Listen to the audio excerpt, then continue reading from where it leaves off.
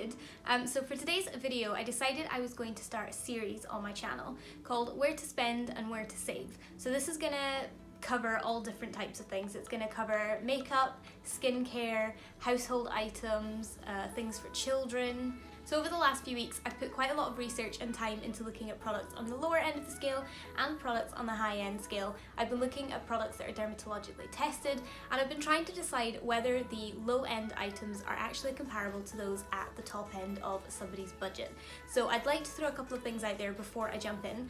First of all, I am not a dermatologist, I am not an expert by any stretch of the imagination. I am simply a skincare enthusiast, and I believe that looking after your biggest organ is the best place to start for makeup application, for feeling good about yourself, and really just giving yourself the confidence with and without makeup. The other thing that I'd like to point out is that for some people, spending a lot of money, like £50–60 on a skincare item is expensive, and to others they would find that reasonable. Skincare does vary from a couple of pounds to a couple of £100, so just bear that in mind when we're talking about these items, that everybody has a budget in mind and everybody has their preferences, but this is just my opinion on the research and the experience that I've had with products. So without further ado, we're going to talk about removal of makeup and dirt. We're going to talk about cleansing, toning and exfoliating, and then we're going to move on to moisturisers for the face and eye creams. So if you're interested, then keep on watching. The first product for removal is face wipes. As something that's not really recommended as a removal method for your makeup, there really is no added benefit to spending an extra £16.50 of your money on the more expensive product. It simply will not consolidate the price that you've paid in terms of the use that you're going to get out of them. You even find with things like face wipes that the more you pay, the less actual wipes you get, and therefore your pay per use is a lot higher. So for me, wipes are something you can really get good versions of at the drugstore. Don't waste your money, they're not worth it. Save your money for more beneficial skincare. Okay, so the next product I'm going to talk about are micellar waters or cleansing waters. Again, this is a product that spans several markets in terms of budget. It can go anywhere from Garnier, which sells 100ml for £1.50, all the way to £25 for the Lancome micellar water, which is 200ml, and then all the way up to £50, which is for the BioEffect micellar water, which again is at 200ml. When you purchase a micellar water or a cleansing water, I feel like you buy it for its process and not necessarily its added ingredients or benefits. Micellar water works by using a mild surfactant, which is a chemical that reduces the surface tension of a liquid in which it's dissolved, aka it makes it good at removing surface makeup and dirt. It basically clusters up into tiny little balls, making removal much easier. Since most of us would wash our faces relatively soon after using a cleansing water, I do feel like this is another product in which you can stay at the drugstore and still get fantastic results. It's not a product that is staying on the skin to provide benefits, it's simply there to remove your makeup. A recommendation for a micellar water would be this one here. So this is the Garnier Skin Active Micellar Cleansing Water. It says removes makeup, cleanses, soothes, no rinsing. Obviously you don't need to wash it off, but like I say, most of us would. No perfume, it's hypoallergenic, and it's dermatologically tested. So this is 700ml, which is quite a big bottle, and I think this usually costs me around £6.99, which, considering how long it lasts, it's great. Pop it on a cotton pad, use it to remove your makeup, and then afterwards move on to the rest of your skincare routine. Okay, so a product that I feel like has been all of the rage lately, and especially since products like these started to become available at the drugstore, is cleansing balms or oils. So these again are something that you need to find your budget for first. So it starts, I would say, anywhere from about £7 for say Garnier or Avon. Neom and Charlotte Tilbury are usually between £30 and £50. So cleansing balm. A cleansing balm is a solidified balm that melts when it comes into contact with the warmth of the skin. This breaks down the components of the makeup and creates kind of a melted mess. This you would usually go in with a face cloth and some warm water to remove once you've massaged it in and created that mess. In terms of ingredients, you do find that they make more claims and list more expensive ingredients the further up the price point you go. So in terms of cleansing balms and oils, I do find that effectiveness and long-term effects are more important than necessarily the price point for myself.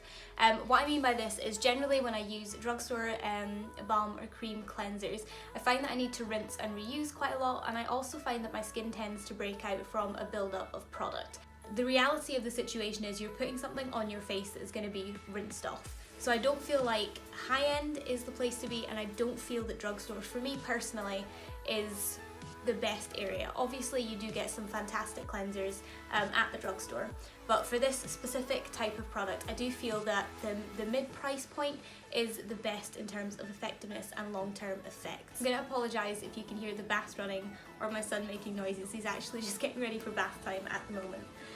But for this product specifically, I do feel that the mid-price point is where you want to be.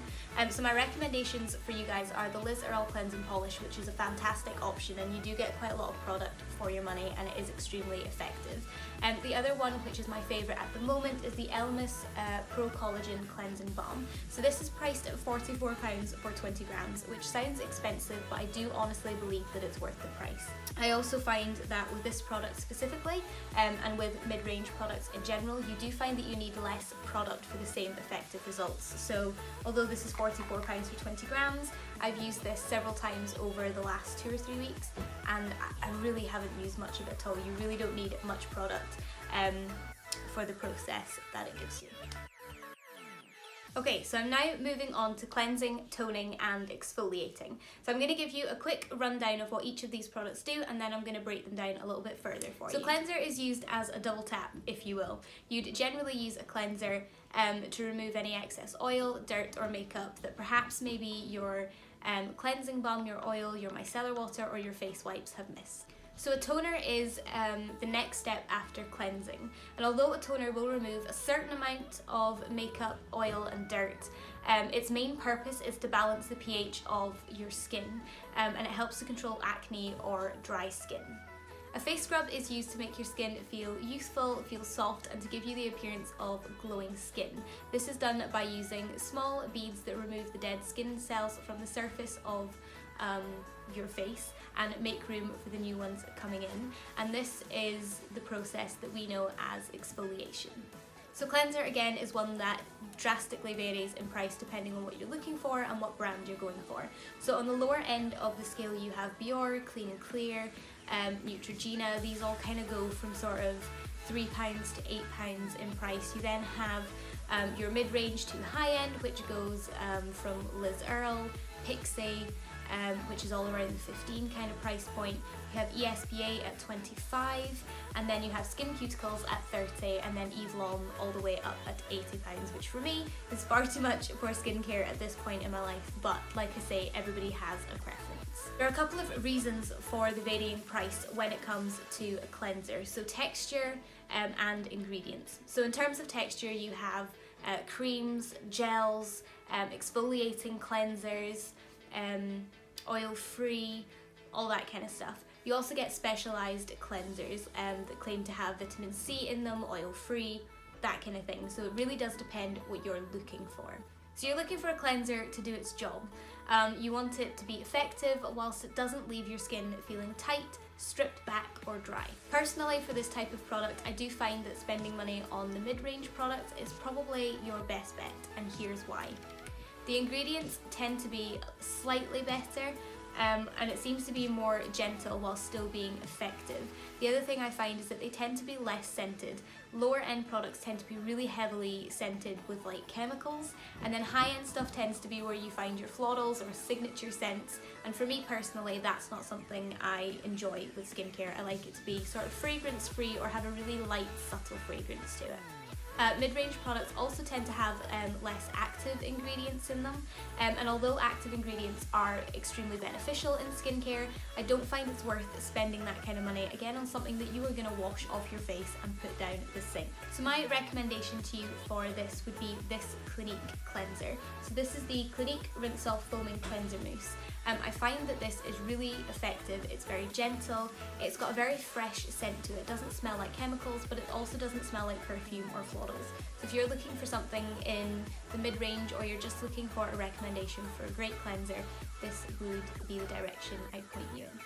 So let's talk about exfoliators or facial scrubs. You should ideally exfoliate no more than 3 times a week. Although you want to exfoliate and remove that top layer of skin to not only make you feel better and to help subsequent skincare products absorb into your skin, you need to be aware that over exfoliating can cause cracks in the skin, which leads to inflammation and loss of hydration.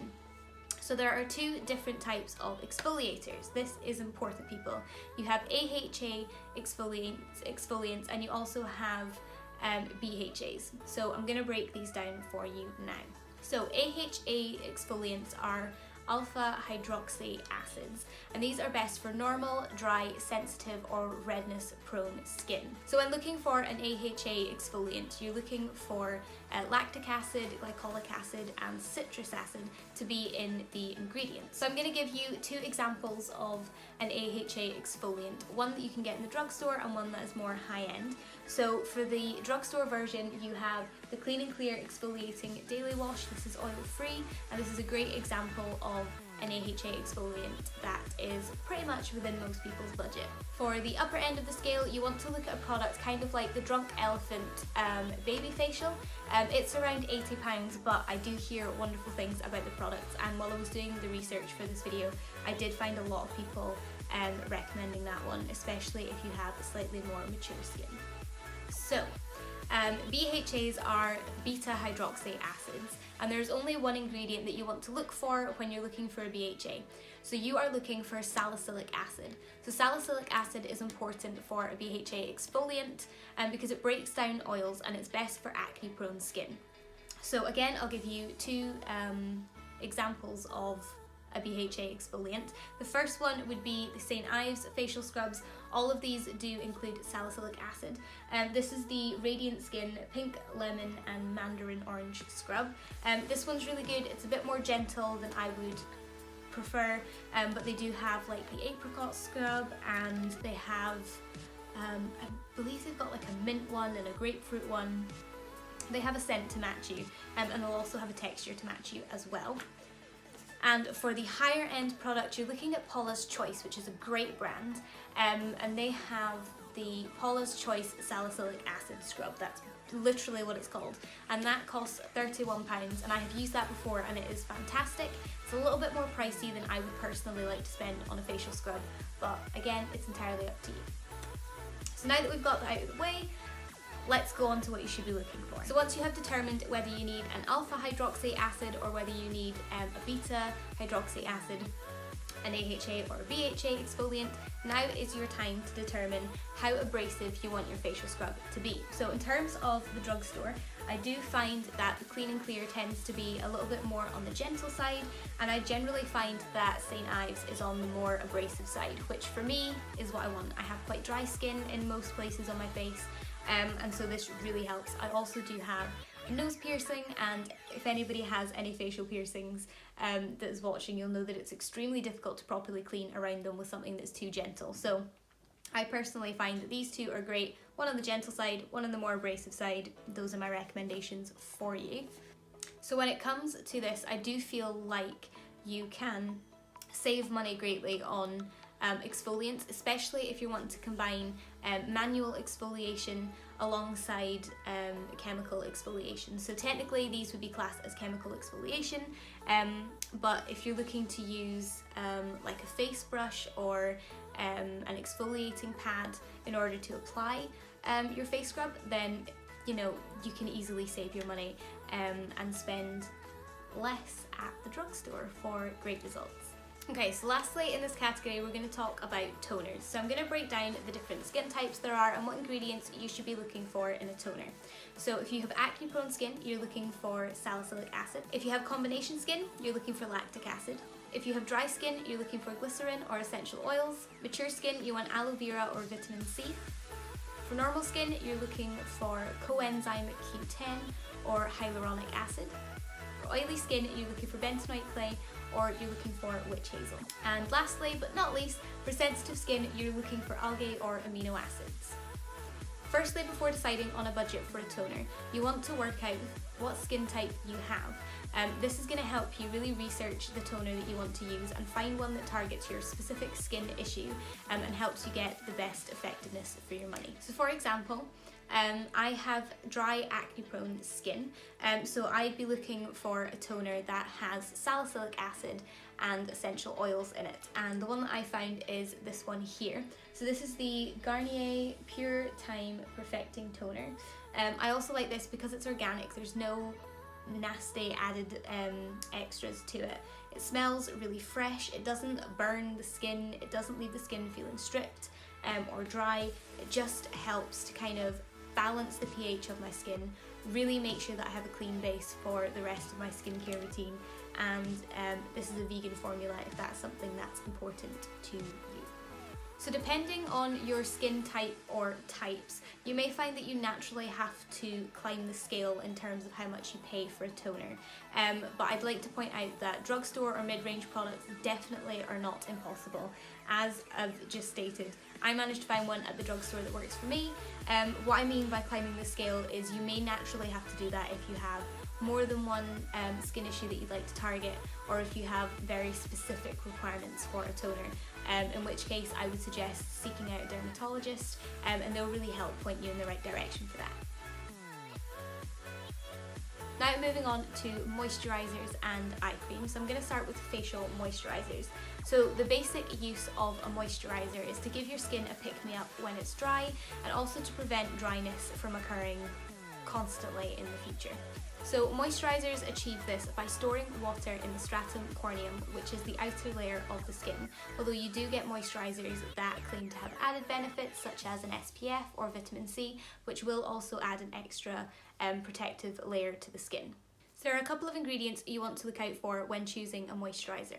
So you want to look out for hyaluronic acid and dimethicone, which help to maintain the moisture that's already in the skin. You also want to look out for glycerin, propylene glycol proteins, and urea, and these help to attract water to the skin, and then your other ingredients will help maintain it. So just like everything in skincare, you want to look for your preferred texture. You can get moisturising creams, gels and oils, so you want to look out for what's best for you. You may want to keep an eye out for a thinner moisturiser for through the day if you like to apply makeup, or if you like to go through the day without looking like a grease ball. If you have severely dehydrated skin or you're looking for a night cream, you want to look for something that's a lot more rich and a lot thicker in texture. Choosing something thicker for the evening will help give your skin that little extra boost while you sleep. So I'm going to give you recommendations now for a daytime moisturiser and an evening moisturiser. So for the daytime for myself, I use this, which is the L'Oreal Hydrogenius Aloe Water.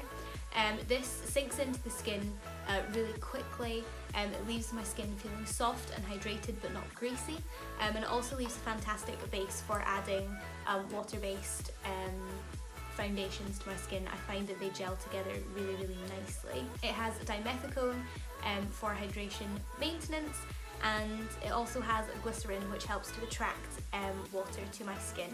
So I believe this is £10 and you get 70 mils for this. Again, I've been using this for a couple of weeks now and I've barely used any, so I feel like value for money in this product here. So for an evening moisturiser, I like to use the Neutrogena Hydro Boost Gel Cream. I really like this, but it does take quite a bit longer to sink into the skin, and it does leave a heavier, slightly thicker residue behind on the skin, which is why I prefer to use it in the evening. It does leave my skin feeling plump and nourished and well looked after by the time I get up in the morning though. So the Neutrogena Hydro Boost Gel Cream has hyaluronic acid in it, which is its only active ingredient, but it does leave my skin feeling incredible. And this is around 12 or 13 pounds, I believe. So I would class both of these as a mid-range moisturiser, although you can get them at the drugstore. It's not as low end as say Simple or own brand moisturisers that you would get, but it's also not as high as things like Clarins or Drunk Elephant, that kind of thing. So from personal experience, I find that spending my money on super low-end moisturisers such as the Simple Moisturiser or own brand moisturisers, I find that I need more product. I need to use more product in order to get the desired effect from them, and I find that my skin tends to stop responding positively to them. It's almost like it gets used to it and dilutes the product on my face, and I'm constantly looking for a new one.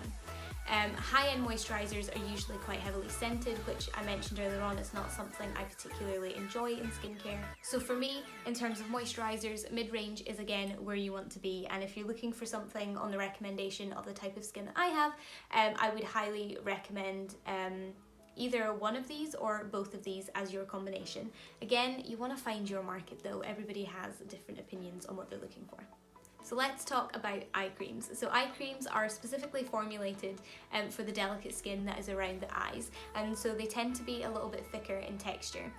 Some of them are even designed to combat dark under eye circles, so they tend to have like a salmon pink undertone to them. So the reason we use an eye cream is because constant expression-caused movement welcome fine lines, wrinkles, and fluids tend to build up under the eyes, which cause puffiness and dark circles. Eye creams are designed basically to address these issues for you. So again, there are a couple of ingredients you want to keep an eye out for when choosing an eye cream. So I'm going to give you a quick breakdown of what they are. So you have antioxidants, hyaluronic acid, retinol, and peptides. So these are the 4 different things that you're looking for, and they all do different things. So like I say, let's break them down. So antioxidants protect the skin from cell damage. Your hyaluronic acid or ceramides trap the water, helping to plump out the areas where wrinkles have already occurred. Retinol, which is usually vitamin A, stimulates collagen production to reduce or prevent fine lines and wrinkles around the eyes. And peptides are usually used for those under eye bags. It's an anti-aging ingredient which help increase collagen and elastin, and this is to help firm up any sagging skin under the eyes. So my budget option for you guys is this little pot here, which is the L'Oreal Age Perfect Rosy Golden Age Eye Cream. It's pink toned to help combat dark under eye circles, which as a mother of a 1-year-old is something I severely need help with because sleep is not my best friend. And this helps to firm, brighten and hydrate under the eyes, and this costs £15 for 15 mils. But again, with an eye cream, you're not looking to use an excessive amount of it. You just want a little bit under the eyes, and you do want to apply this with either like a sonic eye stick, can't think of what you would call them, or you want to use your ring fingers because you don't have as much pressure with your ring fingers. It means that there's delicate application around that sensitive skin of the eyes. So for high-end recommendation, I would say the Charlotte Tilbury Magic Eye Rescue is a fantastic pick. It's a hydrating eye cream that has clinically proven results. It claims to brighten under eye circles by up to 21% in just 2 weeks, and this is priced at £42. So for me, at this stage of life, I feel like that's a bit expensive for an eye cream at the moment, but I'm gonna jump onto that. So with something as concentrated as an eye cream, I feel that your budget has to increase based on your stage of life, which sounds like a really odd thing to say, but let me explain.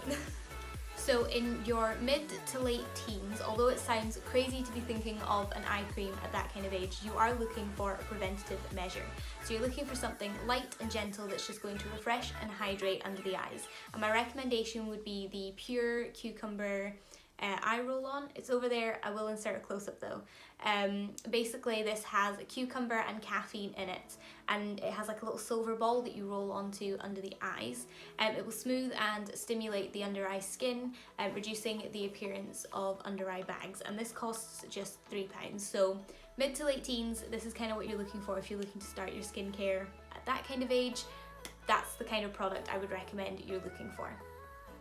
So in your early 20s to mid 30s, you've been through a bit more in life, and the chances are that your under eyes will need a little bit more attention and a little bit more encouragement to fight the early telltale signs of aging. So at this point, you want to keep an eye out for those antioxidants, which are going to help prevent further damage. You want to keep a lookout for your retinols for collagen stimulation, and you also want to look for peptides to help firm. And for this, you're looking around the £10 to £20 mark. you're looking for something like this product here, something that it's just going to give you that little bit of extra hydration, maybe a little bit of coverage, and it's going to help really plump up any signs of aging that are already there. So late 30s and beyond. Most people only start considering an eye cream at this point, so in reality you're looking for something a little bit more heavy duty. So your hyaluronic acid and your alternative active ingredients are going to be your best friend. So as the skin matures, it tends to dry out a bit more, so therefore hydrating, plumping, firming and detoxing is gonna be your best bet. And for this you want to go up there in price towards the Charlotte Tilbury Magic Eye Rescue and spend between sort of £30 and £50 on a decent quality eye cream. So I've tried to cover the basics in this video with the intention to help people understand what each product in your skincare routine is targeting, and where I personally feel you should spend and save your money in the overwhelming world that is skincare. So if you'd be interested in a separate video dissecting and recommending other forms of skincare such as SPFs, masks, serums, oils, skincare tools, all of that kind of jazz, then don't forget to let me know in the comments down below, or give the video a thumbs up, which is a quick and easy and free way of letting me know that you like this video and would like more of this content. If you did enjoy this video or you found it helpful at all, then don't forget to press the subscribe button, and don't forget to ring the little bell notification button. This is how you will be notified every time I upload a new video. Thank you guys for watching, and until next time, bye guys.